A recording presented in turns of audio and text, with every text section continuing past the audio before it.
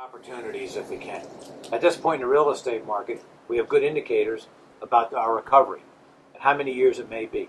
It's 2014 and the recovery has not been fast and furious. It's been steady. Some areas are doing better than other areas.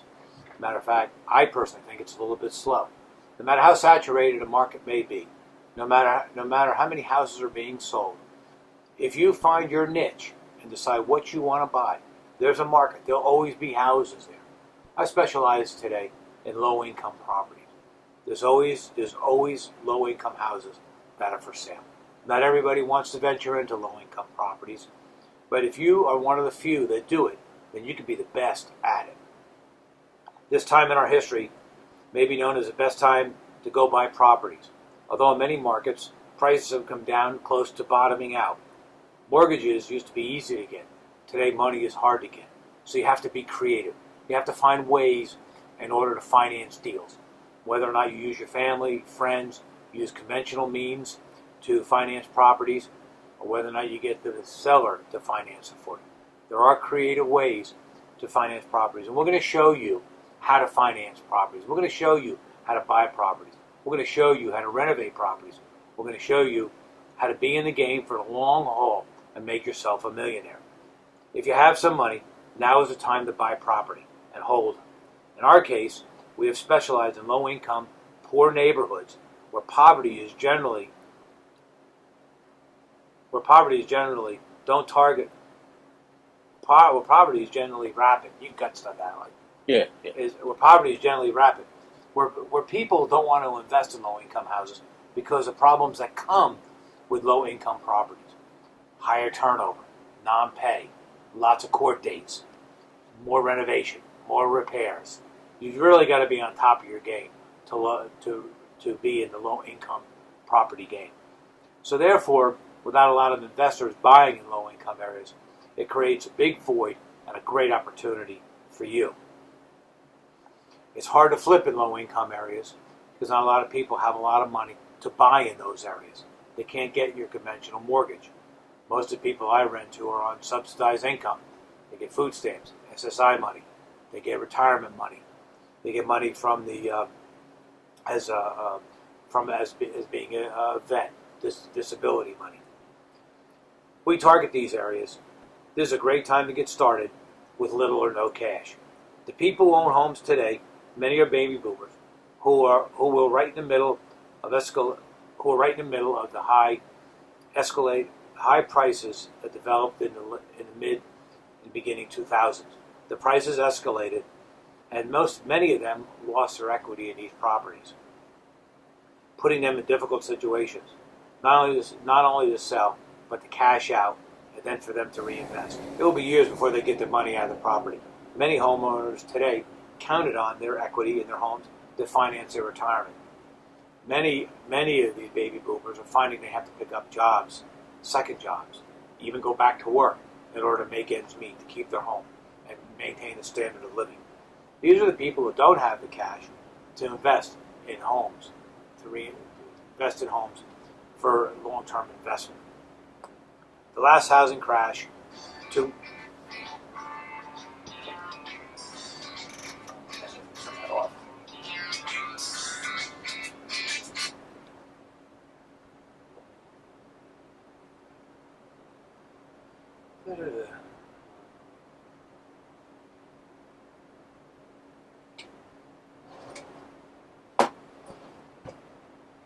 the last housing crash to move took a decade to work through the market. If you can buy properties now, it'll be well advised to do so. It's your time. Your time is today. Don't wait till tomorrow. However, you can buy them cash or with no cash. with cash or no cash, rehab or flip, the market. It all depends. I didn't write this very well. Depends, but will bounce back to be strong. You just have to be patient. You have to wait for your day. An investor today has to be patient. What you buy today may not appreciate to 2020, maybe even longer. Somebody in their 20s today, somebody in their 30s, investing in property today is going to be worth a serious amount of money by the time they're 40, 50 years old. When I started buying property, I always thought that when I started buying property, I bought it when my children were young. And I always thought that was going to be their college education. By the time they graduated from high school and started college, all the properties would be paid for. And the properties would be a way that we'd be able to pay for their college. And that's exactly what they did. And now the properties being all paid for, we're in a position to start their investment portfolio, whether or not it's their home, to start a family, or for them just to invest.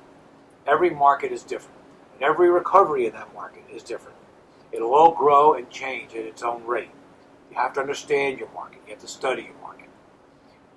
It's easier to stay in one area and stay focused in an area than to diversify.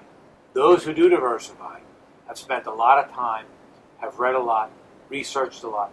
They've acquired a great deal of knowledge about the different areas. You don't want to go into an area blind without having a basis of what you're doing and where you want to be. We see rents gradually climbing due to the amount of families that have lost their homes. We have lost their homes that had to be displaced. The trend today is for families not to buy, but to rent. It makes the families more mobile as well. If they need everyone needs a place to live, whether that's an apartment or a house. Everybody needs a place to live. Remember, your low-income home is going to be a palace for someone who's been waiting for the opportunity to move into your home. It also is important to remember that each person that you rent to, you might think of them as a tenant. I think of them as a tenant, but I also think of them as a customer. Someone who, like going to a restaurant, and when you get waited on, you want to wait on these people. You want to do those little extra things. In turn, it's their responsibility to pay you. They're not paying you a stipend, they're paying you rent, the opportunity to live in their home. But treat them as a customer. If that ever breaks down because you have to go to court for non-payment of rent or non-payment of repairs, or they're not keeping your house in proper condition, then that's a whole different story. It's okay for you as the owner to tell your customer that they're not acting properly and call them on it. Remember, you're the one in charge. You're the one that's responsible. You're the one that wants to keep them at a higher plane. Sometimes it's cheaper to own than to rent. However, even with low interest rates, many people can't get a loan. Renting is an option. There will be a flood of homes that will be available by the banks through the foreclosure department. You can contact banks and work with them in trying to get a list of houses that are available in your area to purchase. Many of the banks are willing to bend over backwards. They'll take the loss just to get rid of the inventory. If they're holding on to homes and they have to mow the yard and make the repairs, remember that each week that goes by that you don't buy that home is deteriorating. That home is losing value every single day. These homes have been in their shadow inventory. They just have not caught up to date. You may not get the value of your home today as to what it was 10 years ago. The market is different. You have probably lost value and equity in your property. Just don't panic. Be realistic with the value. As an investor, be sure that your financial house is in order. Even if your life is on hold, that's okay. You want to maintain good credit. Pay your bills on time. Be smart with your investments and your desire to expand. Expand when you're able to expand. Don't let your ego get in the way. Keep your ego in check. It may be time to take the plunge and start your real estate portfolio today. Remain strong, remain focused, have a plan. You've got that blueprint, that roadmap.